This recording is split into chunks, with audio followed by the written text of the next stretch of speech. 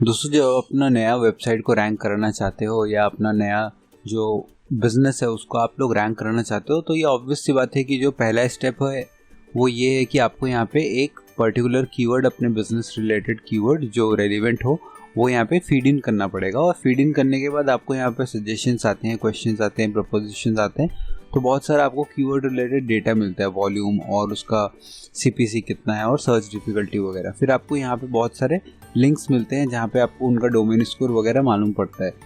सो ये सारे डिटेल्स जब आप देखोगे कि किस तरह से वेबसाइट्स रैंक करती है, तो ये ऑब्वियस है कि फॉर एग्जांपल जैसे इसका डोमेन स्कोर 12 है और ये नंबर 1 पोजीशन पे आ रहा है, या आप कंसिडर करो नंबर 2 पोजीशन पे आ रहा है, तो ये ऑलमोस्ट म्यूज़िक रिलेटेड ही होगा, क्योंकि हम लोग यहाँ पे तबला रिलेटेड एक सर्च किए थे और आर्टिकल भी इनका काफ़ी लंबा है, ठीक है।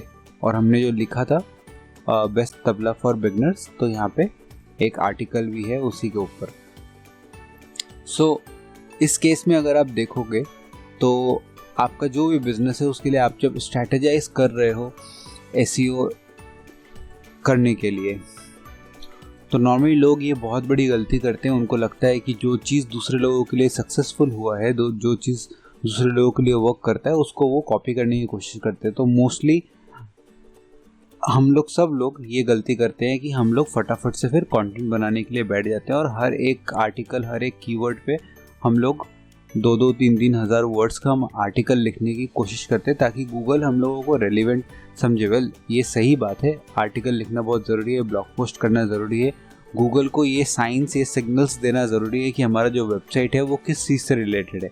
बट ये करने के साथ साथ हम लोगों को ये भी मेक श्योर करना पड़ेगा कि हम लोग एक हाईली अथॉरिटेटिव वेबसाइट बने।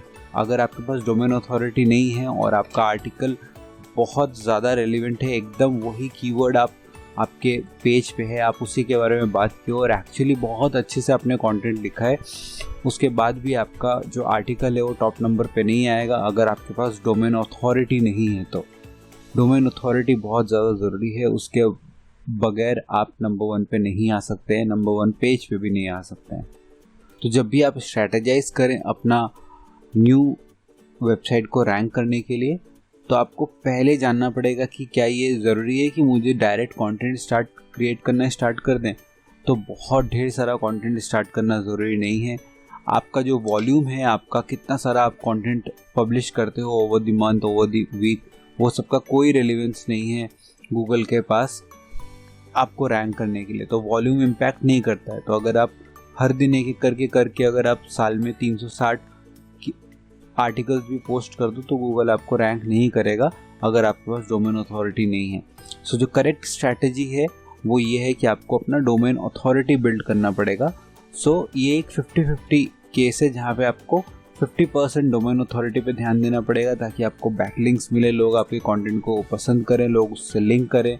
उस तरह से आप अपना डोमेन अथॉरिटी को बिल्ड करो और साथ ही साथ आप वो आर्टिकल्स बनाते रहो कॉन्टिन्यूसली जो हाईली रैंक कर सकता है। आप उस रेलिवेंसी परसेंटेज आपका काफ़ी हाई है। आपके बिजनेस रिलेटेड आप जिस चीज़ के लिए ढूंढे जाना चाहते हो उसके ऊपर आपको हाई क्वालिटी कंटेंट लिखना पड़ेगा। वो कंटेंट ऐसा होना चाहिए जो बाकी किसी ने भी उसके अराउंड उस टाइप का एक कंटेंट नहीं लिखा है। सो अगर ये केस होता है तो आपका जो वेबसाइट है, नया वेबसाइट है, वो काफ़ी जल्दी रैंक करने लगेगा। बट आपको डोमेन अथॉरिटी और साथ ही साथ कंटेंट आपको मेक श्योर करना पड़ेगा कि आप दोनों ही हाई क्वालिटी है। नॉर्मली लोग फटाफट बैठ जाते हैं, उनको नए वेबसाइट रिलेटेड कीवर्ड्स को फोकस करने के लिए डायरेक्ट कंटेंट क्रिएट करने लगते हैं और डोमेन अथॉरिटी को नहीं देखते। तो कंटेंट आप कितना भी क्रिएट करो गूगल आपको रैंक नहीं करेगा अनलेस आप बहुत सारा एफर्ट लेते हो अपना डोमेन अथॉरिटी बिल्ड करने में। सो दोस्तों, ये गलती आप मत करो।